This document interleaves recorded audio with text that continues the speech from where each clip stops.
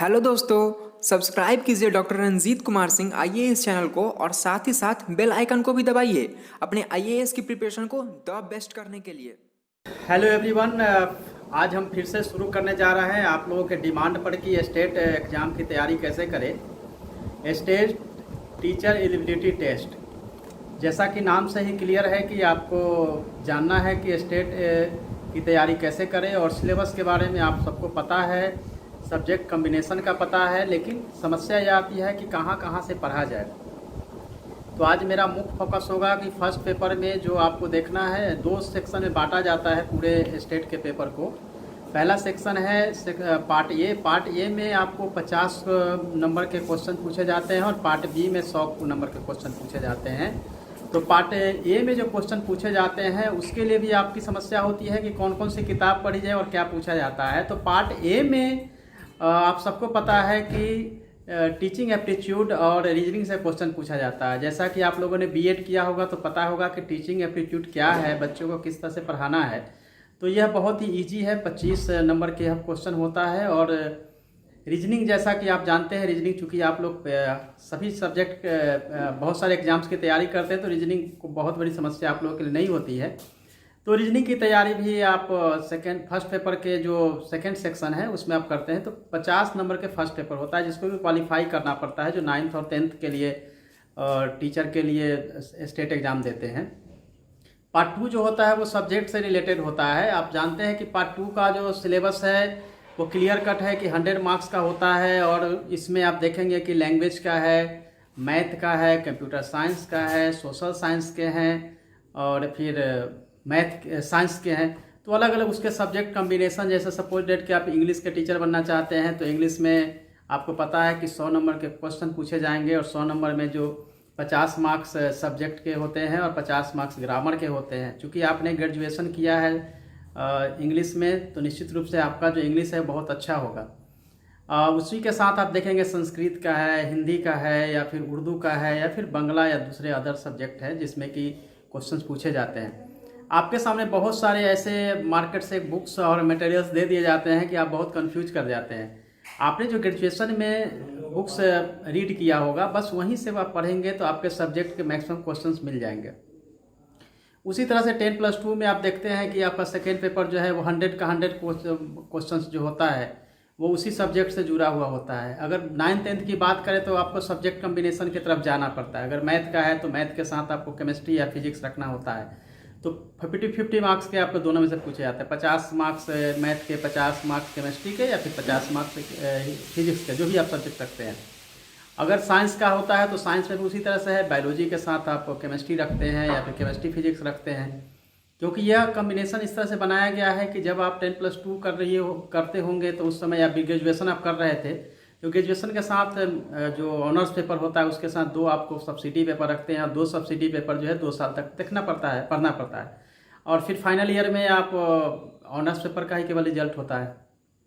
उसी के हिसाब से आप देखेंगे कि सोशल साइंस में भी है कि हिस्ट्री और ज्योग्राफी आपका होना ज़रूरी होता है। अगर हिस्ट्री है तो ज्योग्राफी या पॉलिटिकल साइंस रख सकते हैं। इकोनॉमिक्स है तो आपने सब्सिडी रखा होगा, हिस्ट्री या ज्योग्राफी रखा होगा। तो कम्बिनेशन बना के दोनों से 50-50 क्वेश्चन पूछा जाता है।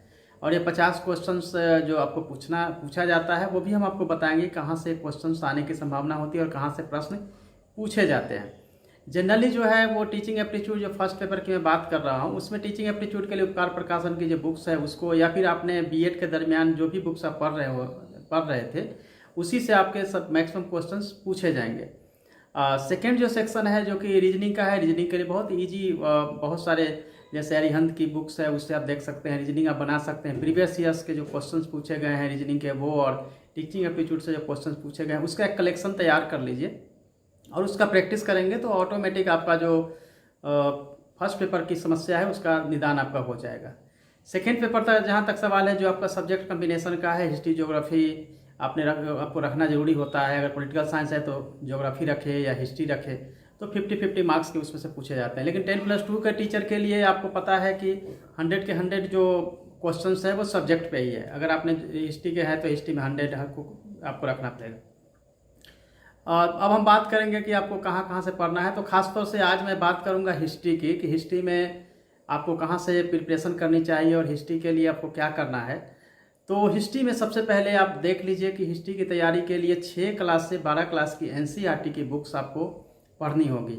उसमें भी 6 से लेके 9th क्लास तक की जो बुक्स है वो ओल्ड एडिशन की जो एनसीईआरटी की बुक्स है उसको देखना है, और 9 to 12th तक की जो बुक्स है वो आपको लेनी है न्यू एडिशन की।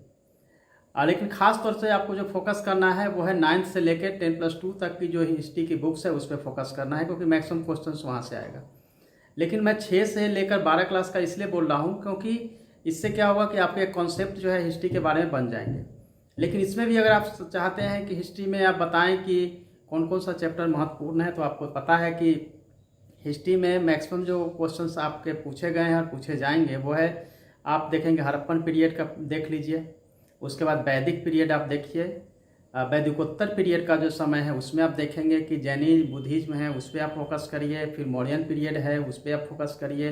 मौर्यन पीरियड के बाद जो गुप्त पीरियड से पहले मौर्योत्तर काल है उसको आप देखिए। पोस्ट मौर्य का पीरियड में जो छोटे छोटे राजवंश थे उस पर फोकस करिए। फिर आप गुप्ता का पीरियड देखिए, गुप्ता में भी खास तौर से जो समुद्रगुप्त का पीरियड था उस पर आप फोकस करिए। चंद्रगुप्त द्वितीय का जो चंद्रगुप्त द्वितीय विक्रमादित्य का काल था उसको फोकस करिए। फिर गुप्तोत्तर काल में आप जहाँ आएंगे तो बहुत छोटे छोटे उस समय फिर से जो है छोटे छोटे राज बनना शुरू होता है, वो फिर उस पीरियड पे आप फोकस करिए। उसी समय जो है हर्षवर्धन का समय आता है, वर्धन वंश का, तो हर्षवर्धन पे आप फोकस करिए। फिर आप देखेंगे कि महमूद गजनी का आक्रमण हो रहा है भारत पे, फिर मोहम्मद गौरी का आक्रमण हो रहा है, तो ये दोनों ही आक्रमण कब और कैसे हुए उस पर आप फोकस करिए। फिर आप दिल्ली सल्तनत की जब स्थापना होती है तो वहाँ से आप देखेंगे कुतुबुद्दीन ऐबक से शुरू करते हुए आप इल्तुतमिश, रजिया सुल्तान और फिर दूसरे जो कई वंश बाद में आए हैं, खिलजी वंश पे भी आप देख सकते हैं, अलाउद्दीन खिलजी। फिर ऐबक वंश पे आएंगे तो मोहम्मद बिन तुगलक पे ज़्यादा को देख सकते हैं, तुगलक वंश पे तो मोहम्मद बिन तुगलक पे आप फोकस ज़्यादा कर सकते हैं, उनके जो प्रयोग है उस पर देख लीजिए। फिरोज शाह तुगलक है उसको देख लीजिए, क्योंकि उनके समय में बहुत सारे आर्ट और कल्चर पे ज़्यादा जोर दिया गया था। फिर लोधी वंश में सिकंदर लोधी, बहलोल लोधी पे आप खास तौर से फोकस कर दीजिए। तो ये केवल ऐसे मैं बता रहा हूँ चैप्टर जिस पे कि आप फोकस करेंगे तो आपके सभी के सभी प्रश्न मिल जाएंगे।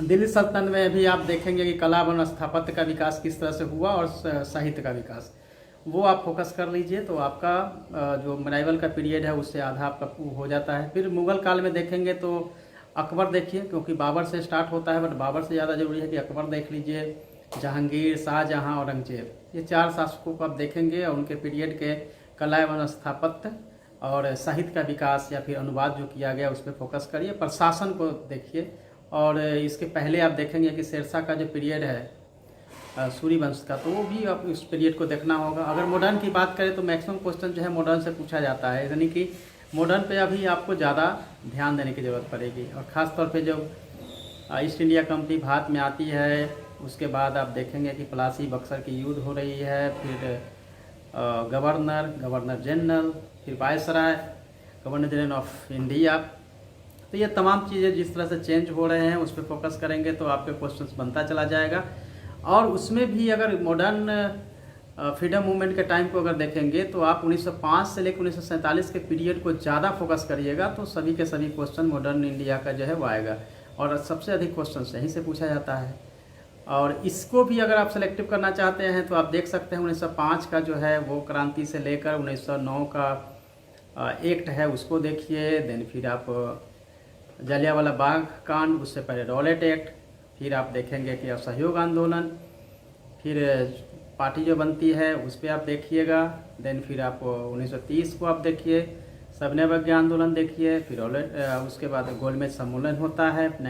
फिर मैंने बताया 1919 का एक्ट छूट गया, 1919 का एक्ट, 1935 का एक्ट, एंड उस समय प्रांतीय स्वायत्तता जो आती है उस पर खास तौर से देख लीजिए। यानी एक्ट में भी जो है उसको आपको 3 ऐसे एक्ट मैंने बताया, उसके क्वेश्चंस जो है आने की संभावनाएं ज़्यादा है, उसको आप देख सकते हैं। उसके बाद आप देखेंगे 1942 का आप देखेंगे क्विट इंडिया मूवमेंट, तो उसको आपको देखना है। और उसके बीच में जो कमीशन आई, क्रिप्स मिशन, साइमन कमीशन, 1947 की जो हमारी भारत की आज़ादी होती है, फिर डिवीज़न जो होता है यानी कि पार्टीशन इंडिया का, पाकिस्तान अलग बनता है देश, तो क्या परिस्थितियाँ थी, वो तमाम इस तरह का जो मैंने आपको सीक्वेंस वाइज में बताया, बस इतने ही चैप्टर को अगर देखेंगे तो मैक्सिमम क्वेश्चन आपके स्टेट के हिस्ट्री से पूछे जाते हैं, पूछे जाएंगे। अब रहा कि प्रैक्टिस सेट के लिए क्या करते हो, वो आप देख अरिहंत की एक प्रैक्टिस सेट आती है, उसी को देखिए। हिस्ट्री के लिए बहुत मटेरियल जो है वो आपके पास अवेलेबल है, शॉप पे जाएंगे बहुत है। जितना ज़्यादा बुक्स आप पढ़ेंगे उतने आपके होने की संभावना जो है घट जाएगी। कम बुक्स को जितना ज़्यादा बार आप पढ़ेंगे उतना ज़्यादा आपके होने की संभावना बढ़ जाएगी। इसलिए मैं बोलता हूँ कि मैंने हिस्ट्री के जो बताए हैं बुक्स, उसी को आप करिए। इसके अलावा जितने भी गाइड, बहुत सारे गाइड है सभी पब्लिकेशन के, सबको पढ़ेंगे, अब कुछ भी याद नहीं होगा। और सभी हिस्ट्री के सभी मटेरियल्स में डिफरेंस जो है वो 10% का ही होता है। इसीलिए आप इसके अलावा जो है आप किसी चीज़ को नहीं पढ़िए, और इस तरह से आप हिस्ट्री का मैंने बताया है। आगे हम आपको बताएंगे दूसरे भी सब्जेक्ट को। आप जो भी आपके डिमांड होंगे, जैसे पॉलिटिकल साइंस हो सकता है, साइंस का ही पेपर हो सकता है। और चूँकि मैं बार बार कह रहा हूँ कि बहुत टफ एग्जाम होने वाला है, तो आज मैंने खास तौर से फोकस किया है कि हिस्ट्री के बारे में बताऊँ। बाकी भी वीडियो जो है आपको मैं बना के दूसरे सब्जेक्ट के बारे में भी बताऊँगा।